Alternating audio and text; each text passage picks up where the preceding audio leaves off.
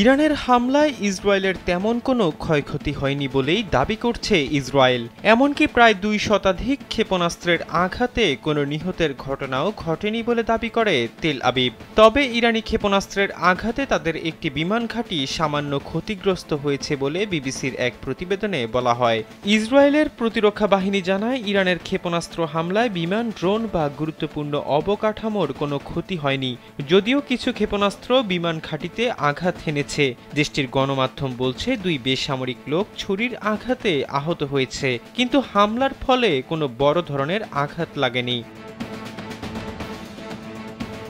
এদিকে হামলায় কোনো ক্ষয়ক্ষতি না হওয়ার কথা জানালেও ইরানি ক্ষেপণাস্ত্র যেসব স্থানে আঘাত হেনেছে সেসব স্থানের ছবি বা ভিডিও প্রকাশে নিষেধাজ্ঞা দিয়েছে ইসরায়েলি প্রতিরক্ষা বাহিনী।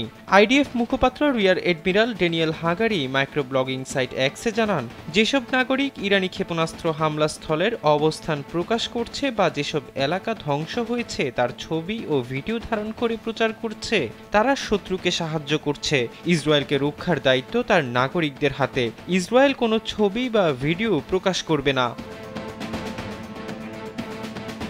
এদিকে যুক্তরাষ্ট্রের সংবাদ মাধ্যম সিএনএন হামলার ভিডিও বিশ্লেষণ করে জানিয়েছে, নেভাতিম ঘাঁটিতে অন্তত কয়েক ডজন ক্ষেপণাস্ত্র ছুড়েছে ইরান, যেগুলো একের পর এক ঘাঁটিতে আঘাত হানতে দেখা গেছে।